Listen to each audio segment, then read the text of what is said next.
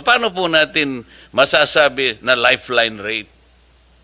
Yun nga po, yun yung original na design ng Lifeline program na nakabase doon sa individual distribution Yun po yung utilities. original design. Ngayon nga po, mayroon na tayong ipapalit na kung saan ang diskwento ay ibibigay across the country regardless of the distribution utility at ang Lifeline subsidy charge ay pare-pareho din na i-impose. Para po maging ganap na maramdaman ng bawat household, lalo na po yung mahirap. Ito po kasing lifeline rate was intended for our poor people. Yung talagang walang-wala ito eh. Ngayon, ito pong ladderized na ito na hindi pare-pareho talaga. Naintindihan ko naman sapagkat hindi naman pare-pareho po yung pinanggagalingan ng mga electric cooperatives, halimbawa, o lahat ng distribution utilities. Pero pare-pareho naman ang kalagayan ng household, talagang hirap na hirap. Ito po, alam na ni Mr. Chair ito, meron po kaming panukalang batas na lahat po ng households na kumukonsumo ng 200 kilowatt hours pababa, dapat na po nating ilibre lahat yun. Hindi po kayo makasagot. We will support that po kung yan naman ay tutustusan ng gobyerno dahil po itong Lifeline program ang tumutustos po kasi dito ay yung mga ibang consumers din.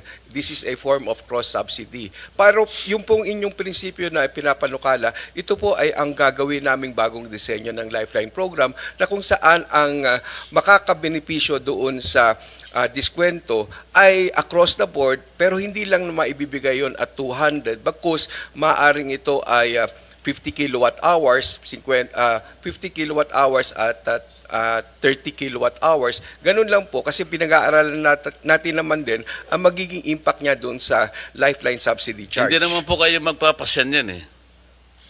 Kung halimbawa naipasyan ng Kongreso na ito ang maging panuntunan natin,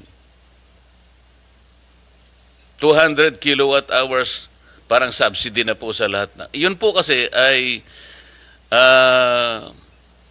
talagang makakatulong sa marginalized sector ng ating bansa. Siyempre po, isa-subsidize ng gobyerno yun. Eh. Tingnan po ninyo, ang philosophy po behind that is napakarami ng binibigay nating mga subsidies ngayon. Lalo na nakaraang eleksyon, meron kayong AKAP, meron kayong AX, meron kayong TUPAD, meron kayong MAIP, bukod pa dun sa 4Ps. Alam po ba nyo kung magkano yon ang total for this year? 194 billion pesos.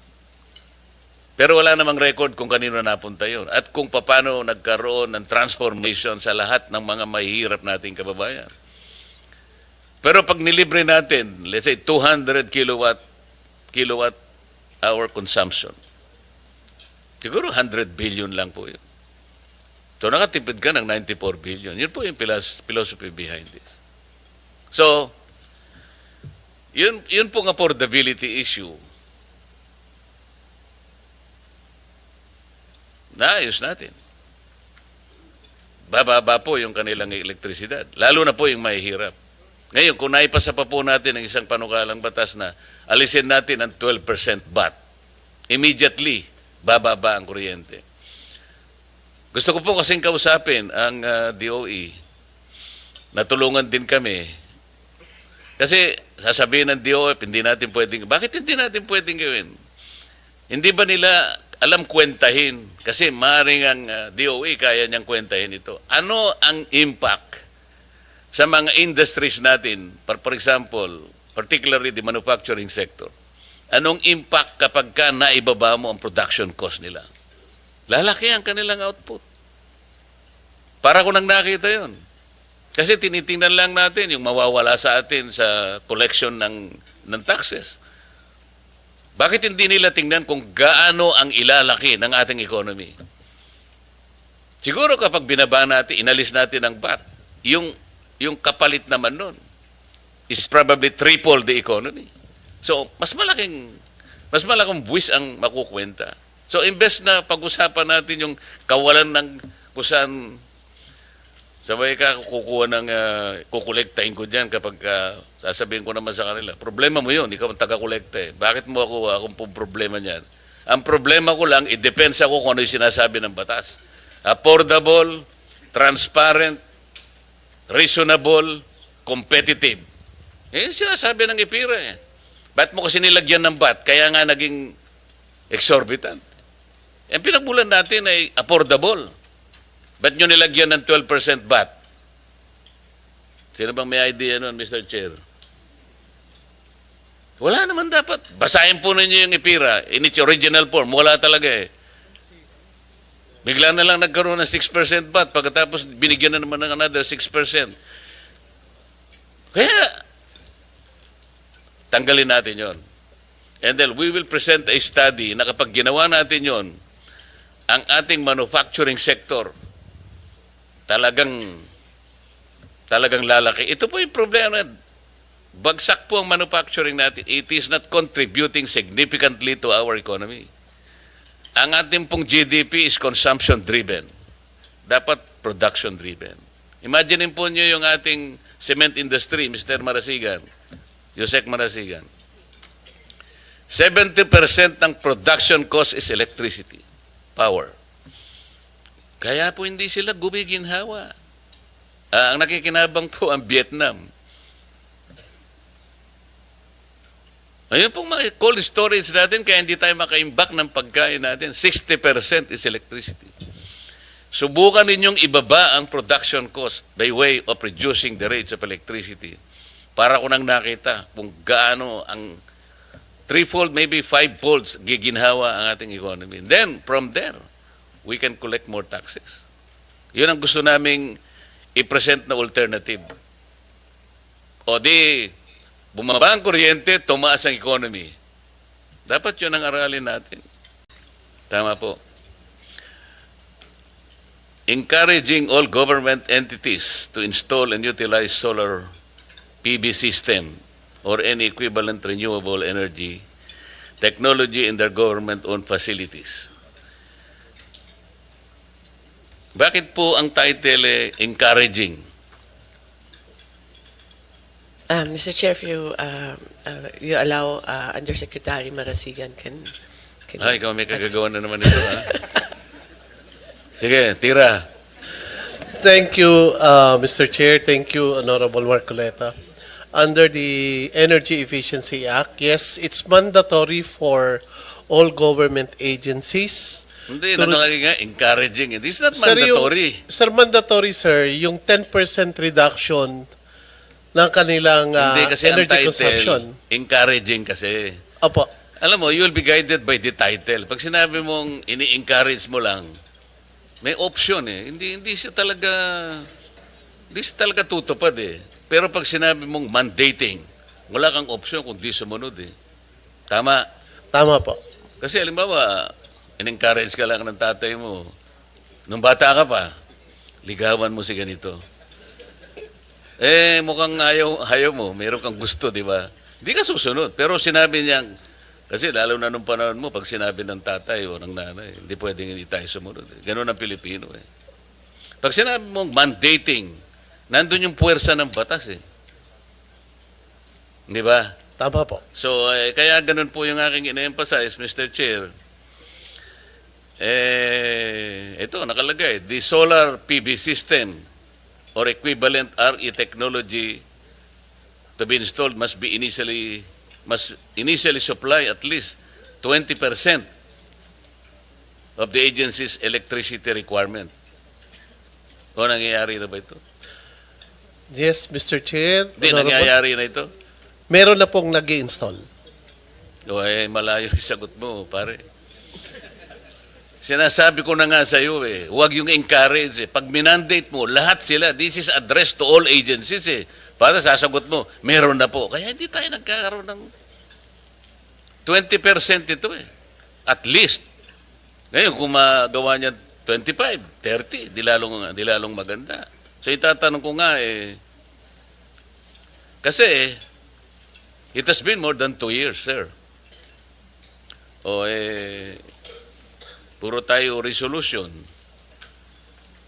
So ilang ahensya na ang napakabit ng solar panel o katumbas na renewable?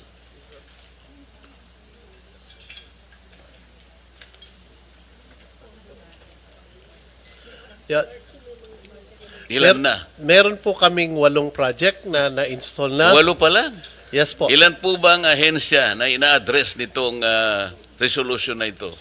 Sa ngayon po, pangkalahatan po yung ginagawa natin. Kaya pero nga, yung, ilang ahensya po ang na-address nitong resolution ang na ito? rollout po kasi natin ay per region at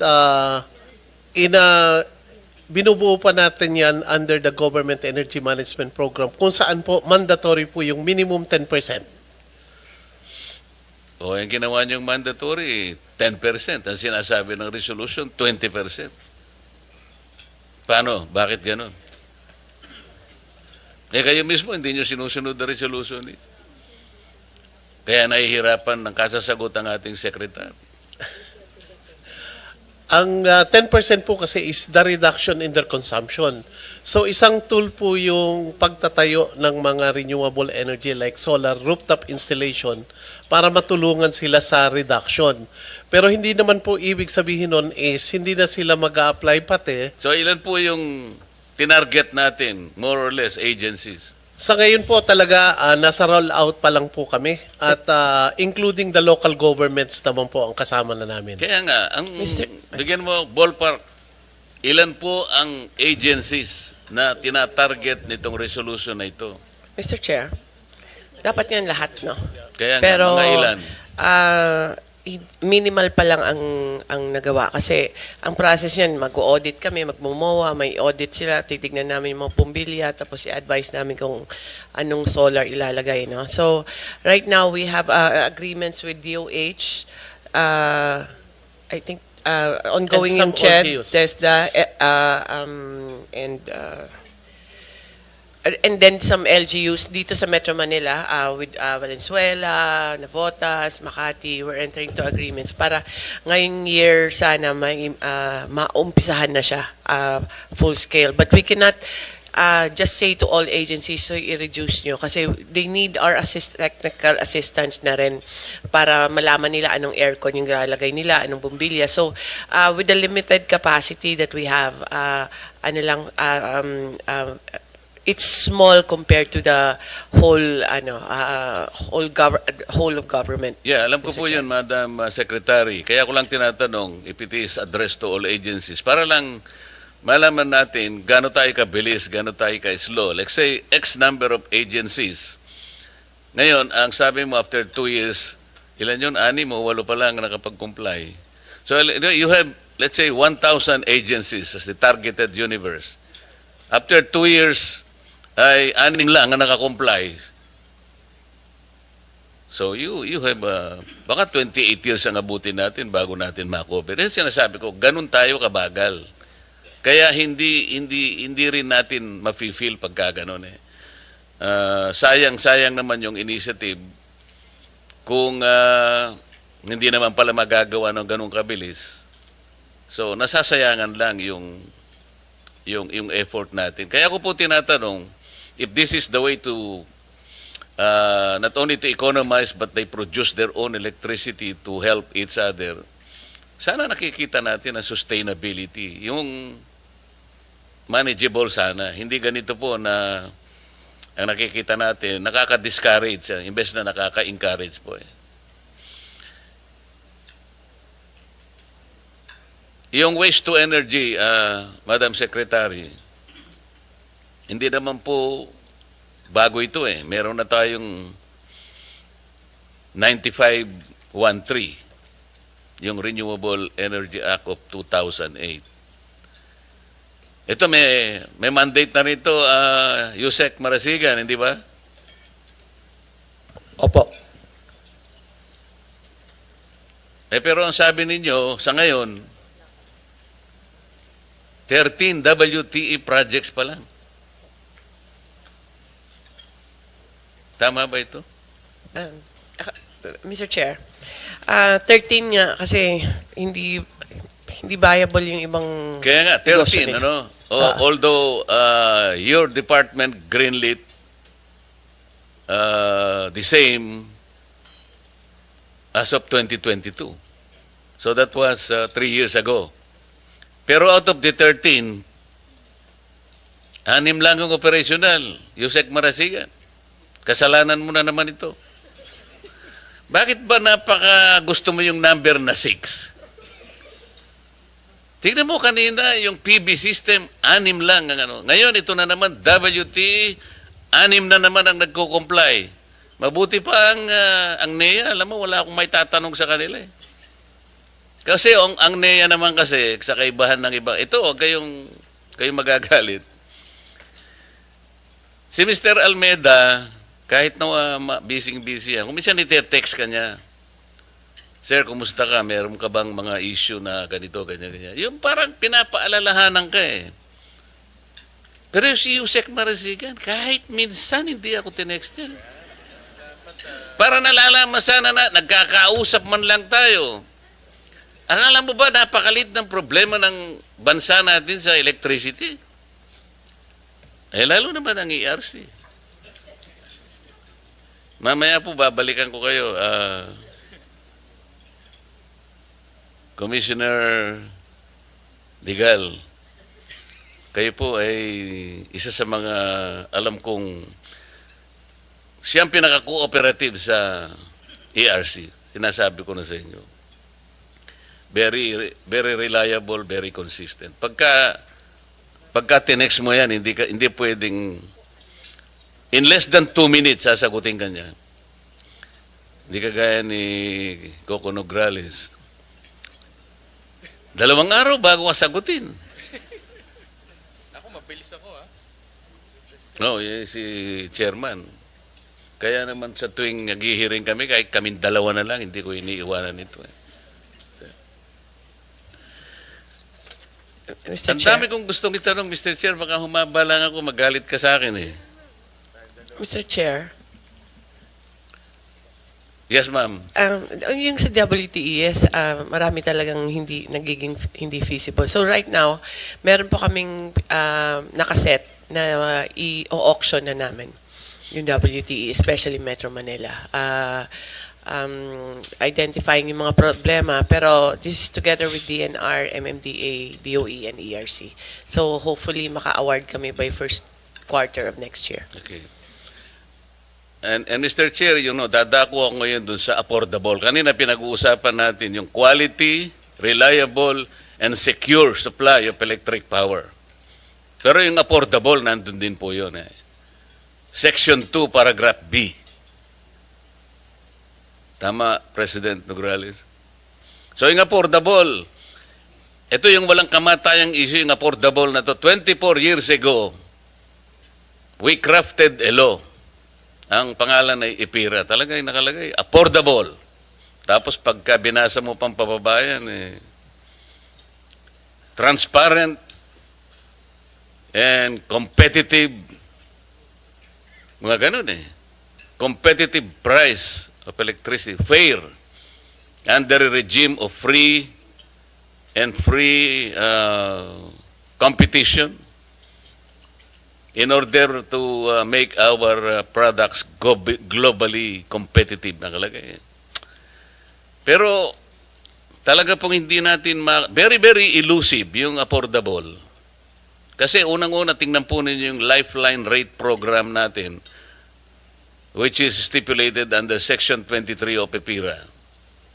Merong kasing ladderized yan Pero in case of Meralco, alam po ninyo yung 100% na free lang, 20 kilowatt hours. Kawawang-kawawa. Para malibre ka ng 100%, kailangan ang ginagamit mong kuryente hanggang 20 kilowatt hours ka lang.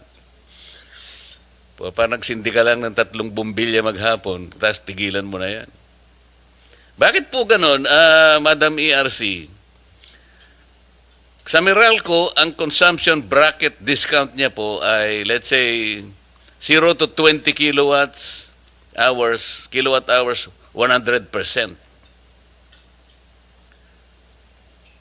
Samantalang sa Ilocos Sur Electric Cooperative, 0 to 15, 30%. Sa Tarlac Electric Cooperative, 20%, 20 kilowatt hours, 100%. Sa Surigao del Sur, electric, Surseco 2 yata ito. 0 to 15 kilowatt hours, 20%. Sa Pampanga, 0 to 15 kilowatt hours, 50%. Sa Antique, 1 to 15, 7%. Hindi ko po maintindihan ito, ba't nagkakaiba-iba? Electric Cooperative sa Pelco 1, 16 to 20 kilowatt hours, 40% ang discount. Yung Anteco, 16 to 20%, 5% ang discount. Bakit po ganito? Talaga pong hirap na hirap ako rito. Bakit hindi po at least uniform ang pagbibigay ng discount? Hindi ko po sinasabi na dito sa discount na ito ay talagang sapat na para maiangat natin dun sa affordable. Dito pa lang ho, naguguluhan na ako. Gusto kong pag-aralan, kaya lang, pasensya na po kayo, napakahirap intindihin ito. Bakit po nagkakaiba-iba? Mr. Chair, can I respond? Yes, sir. Yung pong original na Lifeline program na ngayon ay pinatutupad pa, ito ay nadisenyo noong time na ina-unbundle natin ang rates ng mga distribution utilities. At ang nangyaring disenyo ay per distribution utility. Dahil ang Lifeline program ay isang paraan ng pagsusubsidiya ng mga marginalized consumers, nung nadisenyo ito, ang subsidy ay manggagaling doon sa subsidizing class within the same distribution utility. At yung isa-subsidize niya ay yung mga marginalized doon din sa same na distribution utility. May mga distribution utility na malalaki tulad ng Meralco na kung saan marami ang pwedeng panggalingan ng subsidy. Kaya nung dinisenyo siya, ang isang pamantayan naman na ginawa ay dapat yung subsidy charge o yung Lifeline subsidy charge will not exceed 10 centavos. At nung dinisenyo, tiningnan kung magkano ang malilikom kung ito ang limit. Nakita na sa halagang 10 sentimo na i-charge mo dun sa subsidizing class ng Meralco customers, maaari ka pong makapag-extend ng discount up to 100 kilowatt hours na konsumo ng mga marginalized or yung low consuming. Pero dun sa iba tulad ng electric cooperatives na maliliit lang, predominantly maliliit lang din ang konsumo at yung subsidizing class ay maliit lang din, para ka makapag-extend doon sa marginalized customers na hindi naman mag-exceed sa 10 centavos yung Lifeline subsidy charge, kinailangan ibaba mo yung threshold. Kaya meron doon na ang kanilang diskwento ay kung meron lang silang konsumo na hindi lalampas ng 20 kilowatt hours. Naintindihan ko po yun, Mr. Chair. Ang hindi ko po makuhang mabuti ay yung pinag-uusapan natin na lifeline rate. Lifeline kasi, ibig sabihin talaga pantulong eh. Bakit ang Tarlac Electric Cooperative sa Limbawa nakakapagbigay, nasusundan niya yung sa Meralco na yung 20 kilowatt hours, 100% na ililibre niya. Katulad ng Meralco, bakit lahat na ay walang nakagawa ng ganon? Isip-sipin po ninyo, yung Pampanga, mas malaki ito kaysa sa Tarlac. Hanggang 15 kilowatt hours lang ang 50% niya. Yun ang hindi ko makuha. Paano, pag sinabi po ninyong, alimbawa, yung 15 kilowatt hours na consumption ng isang household, yun lang ang bibigyan niya ng kalahati, 50%. Gaano po ba yun? Hindi po pang buhay yun eh. Hindi lifeline yun eh. Lalong-lalo naman yung iba, walang nakaano kahit isa. Ito, Cooperative Inc., Anteco, 16 to 20 kilowatt hours, 5%. Eh siguro po kung langgam lang ang pinag-uusapan natin, sa langgam pwede na po ito. Pero tao po itong mga ito eh. So paano po nakalampas sa inyong radar ito? Paano po natin masasabi na lifeline rate? Yun nga po, yun yung original na design ng Lifeline program na nakabase doon sa individual distribution Yun po yung utilities. original design. Ngayon nga po, mayroon na tayong ipapalit na kung saan ang diskwento ay ibibigay across the country regardless of the distribution utility at ang Lifeline subsidy charge ay pare-pareho din na i-impose.